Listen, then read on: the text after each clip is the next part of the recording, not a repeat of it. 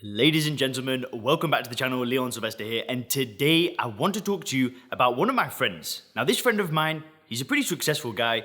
He's got it all going for him. He's got, the great job, the investments, the great health, and all of this stuff. Yet he drinks alcohol. And I want to talk to you about how I view this person, how I can interact with this person, and how I can keep a relationship with a person that still drinks alcohol without actually wanting to be like them. So I've got a few stories to share with you, and really I want to share my worldview and my perspective on how I can deal with somebody else that drinks and be totally comfortable with it. Now, if you are a regular viewer of this channel, or if you're even in the Sober Clear program, you'll know that I say that you can't really avoid alcohol, and that's not really the goal. It's not to live in the shadows and have to try and hide away and not go to certain events and avoid certain people and certain activities because alcohol is there. I don't believe in that, because if you behave this way, it actually signifies to yourself that you've given something up, but this is a topic for another video. So at the end of the day, when you stop drinking, alcohol is going nowhere. It's a part of our society, and the goal should not be to avoid it, it should be to see it for what it is. It's to see it without the labels, without the conditioning, without the illusion of it being a good thing. And that should be the end goal. If you're anything like me, you're gonna go and hang around with people that drink alcohol. You're gonna go to bars, you're gonna go to restaurants, you're gonna even go on dates and the other person may be drinking alcohol. Whether that be that you're single right now or you're in a relationship, whatever. And the goal should be to see it for what it is. It shouldn't be to avoid it and it shouldn't be to resist it. It should just be to see it for what it is and to see that person for what they are. And very quickly, guys, before we get into it, if you want my personal help stopping drinking and you want to do it in a positive, optimistic way using the Sober Clear program where we help people without AA, willpower, and rehab, click the link in the description. There's a short video to watch that outlines how we work with people, and then you'll be able to book a short call and we can see if the Sober Clear program may be a good idea for you. So, I've got a friend, and this friend of mine, successful guy. He's a professor, he's got multiple investment properties, investments in stock, he's strong, he's got a great dating life, and if you look at him, you just think of him, and you see this guy, and he's the man. And there have been periods in my life when I was drinking and I'd hang around with this guy, and he invited me to his place, and we went to his place and we ended up drinking loads. And I remember one time where we went to this restaurant and we were in Lake Como in Italy. It's so nice, just this amazing place. And we go out for dinner and he orders, we get this amazing, it was like this massive steak, I can't remember, it was like this huge steak, I think it's a tomahawk. And I remember that we drank wine, and then we had this limoncello, and then afterwards we'd finished the meal. And I'm looking at this friend and I'm like, well, should we go and buy some wine or something and go back home? And he's like, nah, I've had enough to drink, I want to go home. And I can still remember it to this day, and I looked at him with this amazement and I was like, what? And I felt I didn't feel guilty, I didn't feel bad, I just looked at him in disbelief. I'm like, how can you not want to drink more? And this was one of the very rare occasions where I didn't just kind of say, screw you, I'm gonna go and drink anyway, and I actually went home and went to sleep. And this was a rare occasion. Like, usually I would just go and drink more, but I didn't want to upset this guy. And I remember looking at him like he had some superpower. Like, how could he do that?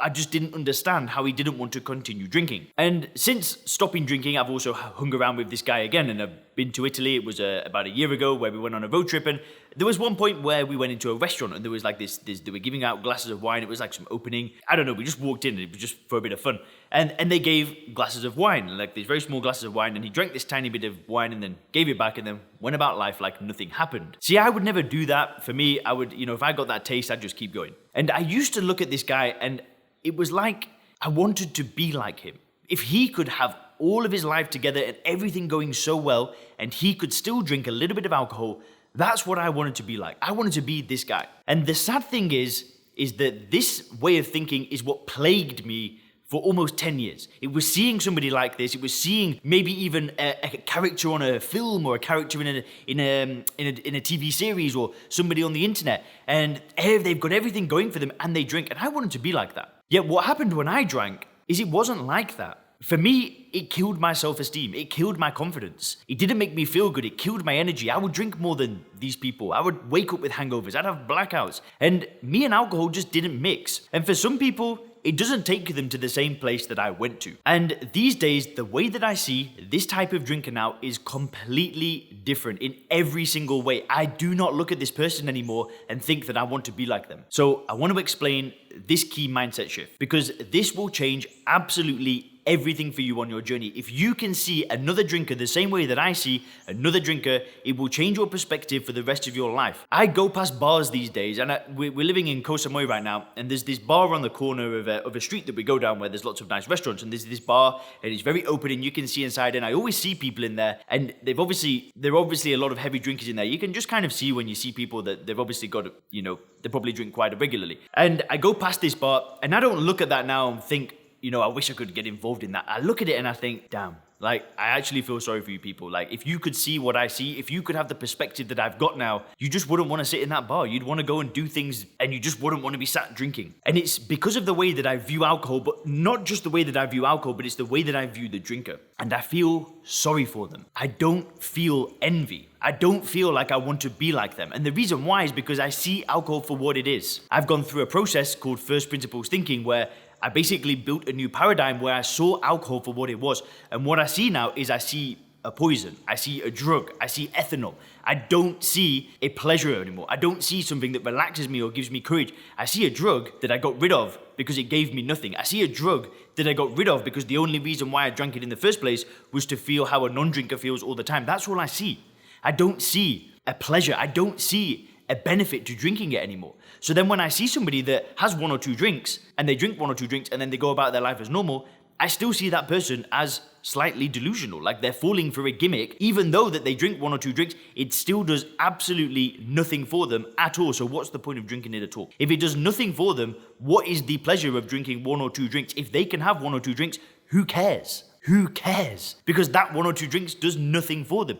If they drink a bottle of wine a week on the weekend and then go about their life as normal, it still does nothing for them. There's not a single benefit to doing that. So when you see that, all you see is an individual that is falling for the biggest gimmick in our world. You see somebody that's falling for the marketing, that's falling for the condition, and that's falling for the illusion that there's actually a benefit to drinking a poison. You don't look at a crack addict, you don't look at a heroin addict, you don't look at a cigarette smoker and think that I wish I could be like them. You just don't do that. But the way that alcohol works is that 95% of people think that alcohol is a good thing. If we look at the BBC that comes up with these news articles that how wine drinkers have a lower risk of cancer and all of this stuff, we actually start to think that there is a benefit to it, but there isn't. So now these days, if I go out with this friend of mine, and I'm not going to name his name, but I'm probably going to send him this video, I don't look at him and I don't want to be like him. Whilst he's got a lot of great characteristics, a lot of great things about him, when it comes to the alcohol, I don't look at him and want to do that. I don't want to be the normal drinker, because what's the point? Why would I ever want to do that? That would make me actually believe that alcohol is a good thing again. If one or two drinks had a benefit to it, then maybe there's an argument that what he's doing is okay. But if there's absolutely no benefit whatsoever, then what is the point? Why would I want to do that? The same way that I don't want to smoke one or two cigarettes, the same way that I don't want to smoke one or two crack pipes. I don't want to do that because there's no benefit to that. And that means that I can go to bars, go to restaurants, hang out with friends that drink, hang around with people that are drinking alcohol, and have no desire to drink it. And it's because I see these people for what they are. And this is not a criticism. And like I said, this guy is totally okay with doing what he's doing.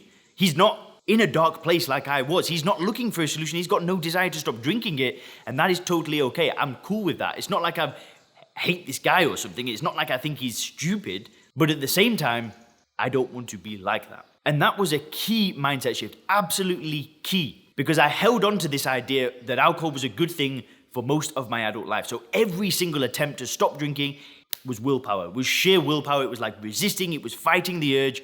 And it's done. It's just not like that anymore. It's completely different. I'm getting very passionate today because this is a big topic for me and it was such a game-changing topic. If you do want my help, make sure to click the link in the description and have a wonderful day. Thanks a lot.